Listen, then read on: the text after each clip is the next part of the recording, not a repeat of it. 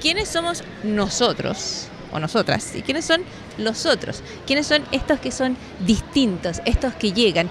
De eso y otros temas es la charla del profesor Juan Carlos Esquiues, que es licenciado en antropología, es antropólogo, es colaborador de cooperativa.cl y está observando permanentemente la actualidad. ¿Cómo está, profesor? Muy buenas tardes. Bien, muy feliz de estar en lo que sería mi casa literaria, digamos, en versión fónica, ¿no? Así es, porque escribe en Radio Cooperativa, escribe en cooperativa.cl. Juan Carlos, hablemos de una de las principales tensiones que tenemos hoy, que es esta identidad que algunos ven amenazada, esta identidad que va cambiando de manera más clara y quizás más contingente hoy a través del fenómeno de la migración.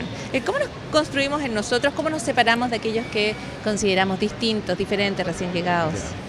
Bueno, dos partes de la respuesta. Primero, me parece tremendamente relevante decir que aquello que nos salvó como humanidad nos puede hundir como humanidad. Es decir, lo que nos salvó como humanidad en promedio fue la posibilidad de coexistir distintos pueblos frente a escenarios muy distintos, poder compartir sus aprendizajes y llegar a constituir una especie de respuesta eficiente frente a los desafíos que enfrentaba la historia en cada momento. Esa diversidad que fue cultivada, que fue promovida, que se imbricaba, digamos, a través de intercambios, de regalos, de fiestas, de rituales, es la ritualidad que comienza a desaparecer cuando inventamos, y digo inventamos como un invento, un nosotros que de alguna manera recluye los privilegios para un grupo más pequeñito que comienza a sacar ventaja de los demás. Entonces, el nosotros no existe. El nosotros es una invención histórica que se produce en una relación problemática, históricamente establecida con los otros. Entonces, y ahí hablamos de la constitución de una élite dentro de un grupo que se identifica como, por ejemplo, de un mismo país o de una misma nación o de una misma cultura, o estamos hablando de un concepto más amplio donde nosotros, no sé, los chilenos y chilenas somos distintas a las migrantes y las migrantes que llegan de otras partes. Este es un fenómeno que opera en todas las escalas, es decir, desde lo muy local, es decir, por ejemplo, los de arriba y los de abajo de un pueblo se discriminan unos a otros en términos de el mejor o peor acceso que tengan, por ejemplo, a la presencia turista, por poner algo. En general, los grupos se constituyen en torno a relaciones de poder, por lo tanto, las élites y los grupos dominantes van a tratar de fortificar sus posesiones en función de diferencias, marcar las diferencias y hacer sentir al otro como un otro pobremente humano, ¿eh? Como menos humano de lo que nosotros somos. O sea, siempre nos estamos separando en función de ciertos privilegios que reconocemos para nosotros mismos y no para los demás. Efectivamente. La separación, bueno, una de las funciones, pero diría la principal función, sobre todo en el mundo contemporáneo, que tiene esta diferencia, esta separación, es que es muy conveniente. Es decir, ¿qué más conveniente puede ser, por ejemplo, para un chileno reconocerse como chileno distinto a un haitiano cuando tiene al haitiano trabajando en el puesto de la feria del cual él es dueño y al cual por el hecho de ser haitiano puede pagarle menos dinero? Eso es tremendamente conveniente. Ahora, estas relaciones son históricas. Lo que quiero decir con eso es que no son permanentes ni se dan sistemáticamente de la misma manera en el tiempo, pueden cambiar. Y el cambio puede ser esperanzador como desesperanzador. O sea, grupos que están muy abajo, pongamos en el caso de nuestra sociedad chilena. Chile es un invento republicano, digamos, una nación que se crea en torno a un cierto territorio. Como todos los países, digamos. Como todos los países. Chilenizamos el norte, chilenizamos la Patagonia, nos demarcamos de los argentinos, de los peruanos, los bolivianos, creamos estas fronteras que son ficticias en su origen, pero reales en sus consecuencias. Eso es muy importante subrayarlo. Claro, no había una raya allí que nadie pudiera cruzar, pero una vez que tú la inventas, la imaginas, la vuelves real y tiene consecuencias reales. Los de acá no pueden pasar hacia allá, los de allá no pueden pasar hacia acá. Claro, tan literal como que tú atraviesas la frontera en Pajarito, en el sur, en Zamoreo, acá en Mendoza, y hablas con otro acento, tienes otra memoria, sabes quiénes son los otros, ¿no es cierto?, significativos que hay en ese lado y no conoces propiamente a los de ellos, sino que conoces a los tuyos.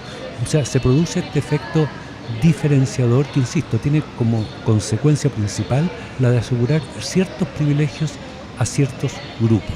Y los grupos nacionales son un tipo de grupos que se constituyen en función de estas relaciones problemáticas. Yo decía hace un momento atrás que eran históricas, es decir, que grupos que llegaron a Chile, por ejemplo, en condiciones muy precarias.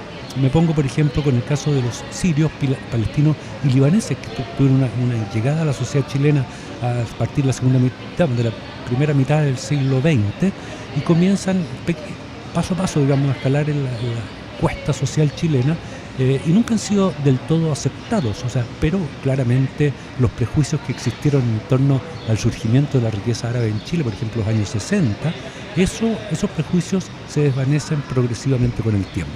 Y se desvanecen a medida de que esos migrantes y sus hijos van consiguiendo más espacios de poder, más espacios de riqueza, o es un proceso inevitable que nos vayamos incorporando, inevitable y beneficioso, digamos, que nos vayamos incorporando todos. No, para nada es inevitable. Tiene que ver, digamos, con las vinculaciones, con las alianzas, con los intereses dominantes en cada época. Pongamos un ejemplo que es anterior, digamos, en cuanto a migraciones y que nunca se habla de ellos en Chile, que es el caso de los roma o gitanos. Los gitanos son un pueblo que ha estado con nosotros, bueno, hay testimonios desde la colonia en adelante, es decir, claramente el factor tiempo, no es algo que haya jugado en favor de los romas, sino que más bien ha sido el poco interés estratégico que los romas tenían para el desarrollo, digamos, de la sociedad, de las clases dominantes, de los grupos de poder en Chile. Por eso el devenir entonces, y ahora entiendo bien, el devenir de la integración, depende básicamente de cómo tú te puedas articular en torno a las redes dominantes en la sociedad a la que vas, ¿no? Correcto. Yo soy un peatón, camino mucho por la ciudad de Santiago y por Valdivia, que es mi casa. Pero y en la ciudad de Santiago, bueno, de repente tomo el bus, me bajo ahí la Alameda, camino por lo que es el territorio de Meix, y ahí, ¿no es cierto?, una sonoridad, un color, una intensidad tremenda en términos de multiculturalidad latino-afro-latina. Caribeña, un elemento que no estaba tan presente en las calles de Santiago ni de otras ciudades hace Pero poco. atraviesas una cuadra hacia el sur y te encuentras con San Alfonso. Y esa calle es un barrio chino. Desaparece todo este color y aparecen estos mercados chinos, estos galpones chinos que son mercados donde hay mucha población china, fuman mucho, están muy dentro de sus casas, muy en silencio, muy contrastante, ¿ya? Entonces los colores, digamos, que va adoptando la diferencia tienen que ver con condicionantes muy estructurales en la formación del proceso social. Ya, Juan Carlos, ¿y cómo ese proceso se puede hacer más comprensible? ¿Cómo puede entenderse mejor desde el punto de vista de la población que recibe, ¿no? Porque supongamos que hay entre nosotros personas que definitivamente no les gustan los extranjeros, tienen miedo, siempre han sido muy nacionalistas y de ninguna manera les va a gustar la inmigración.